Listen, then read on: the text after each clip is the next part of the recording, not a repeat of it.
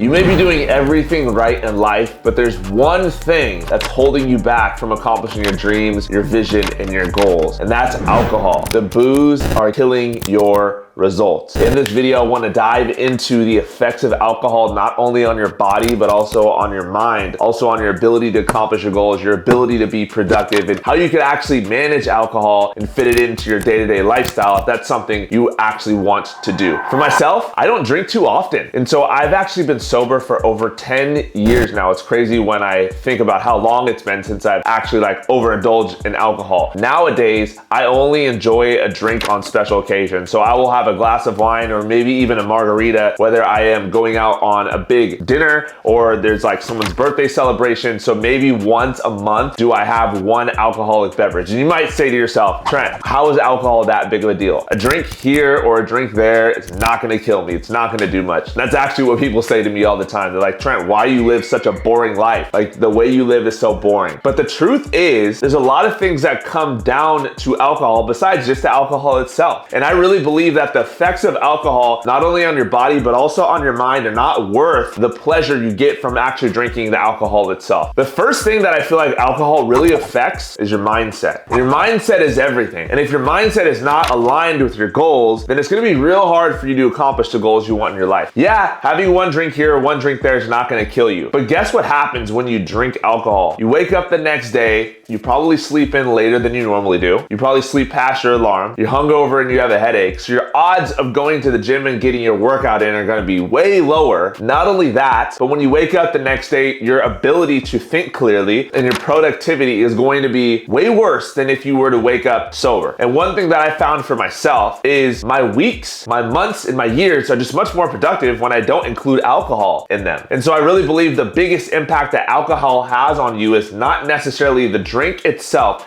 but it's the mindset and it's the way that it affects your brain. Let's say, for example, you go out on a Friday night. You have a couple of drinks on a Friday night at the bar with your friends. You wake up Saturday around 8 a.m. because you were out late till 12 or 1 o'clock. Now Saturday, you normally get your workout in Saturday morning, but you push that workout back a little bit because now you're feeling like crap. You go and do your workout and you get to the gym, and because you're so hungover, you're dehydrated in your body, you don't get a good workout in, and then you go out Saturday night. Sunday morning, you wake up late again, normally set your goals on Sunday, or you normally go to church, you end up not doing that, therefore it backs you up your entire week.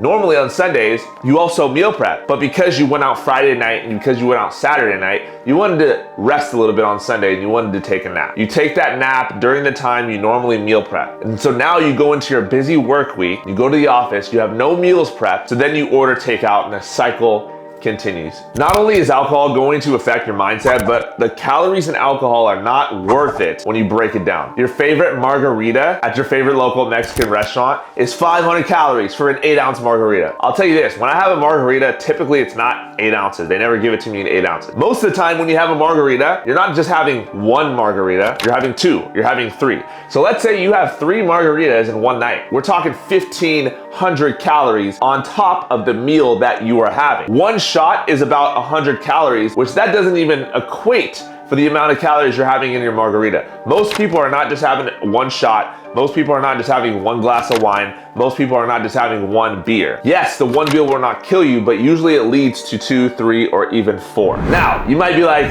cool, well, I could fit that into my calories, 500 calories here, 300 calories here. But here's the real danger with your calories when it comes down to alcohol. The real danger is not in the alcohol calories, it's in the junk food calories you eat when you are consuming alcohol, right? When you drink alcohol, your level of self-control plummets. And so if you already struggle with snacking, you struggle with junk food, you struggle with chips, you struggle with fast food, the odds are when you drink, you also are gonna have the nachos. You also are gonna have the chips. You're gonna have the foods that are not aligned with your own fitness goals. So typically it's not the calories and alcohol itself that throws you off track, but it's actually the calories that you consume with the alcohol. Alcohol not only is gonna impact your mindset, it's not only gonna impact your calories, but also impacts your sleep. When you have 2 drinks, your REM sleep goes from 2.5 hours to 1.5 hours. If you have 4 drinks in one night, now we're talking 30 minutes of REM sleep. If you go out and you go hard for the night with your boys, you have 6 drinks or more, studies show that you literally will get less than 2 minutes of total REM sleep. And REM sleep is just the total amount of deep sleep you're getting throughout the night. If you're not getting the right amount of REM sleep on the weekends when you're drinking and going out with your friends, weekends, you're not gonna be able to build muscle, you're not gonna be able to lose the body fat you want to, and you're not gonna be able to recover properly either. On top of not getting sleep, now you're not going to be able to recover. What happens is alcohol ends up disrupting protein synthesis, and if you disrupt protein synthesis, you're not going to be able to build the lean muscle that you want. So yeah, you know the effects alcohol has on your body, you know it's not good for you, but it's still part of your lifestyle. You still want to go out, you still want to drink, you still want to enjoy time with your boys on the weekends, you still want to have a beer or two on Sunday when you're watching the game. How should you properly manage it? The way that you manage alcohol is you really just limit it as much as possible. Again, for me, I have 1 drink a month pretty much on average. For you, it might look different. So the big thing here is make sure when you drink alcohol, you're limiting your alcohol consumption to only a few drinks per week. I think everyone should have an alcohol limit for the amount of drinks you're willing to have per week. So I have a lot of clients that ask me, they're like, Trent, what should I do with alcohol? Like, I have to do it for my career. I have to go out to bars on my sales meeting. When I travel on the weekends and I have big business meetings, we have alcohol there. So alcohol is a part of my job. Usually what I recommend for my busy entrepreneurs and high-level executives that I coach is I set an alcohol limit for them. So I'm like, all right, how many drinks are you currently having right now? They're like 7.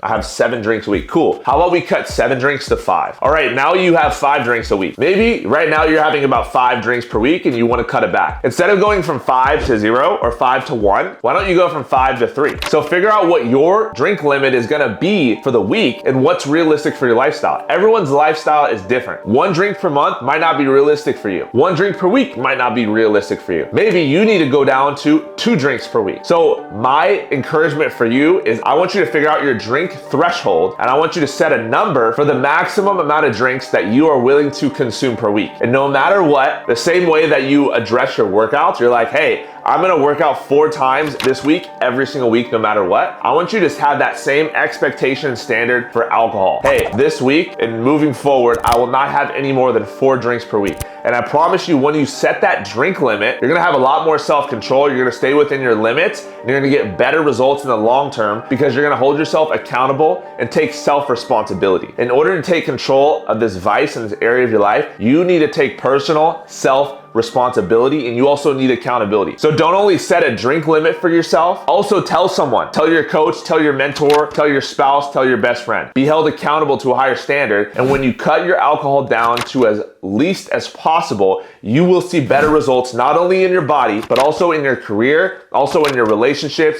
and also in your productivity. If you got value from this YouTube, smash the subscribe button, share this to your social media, and I'll see you on the next episode. Peace.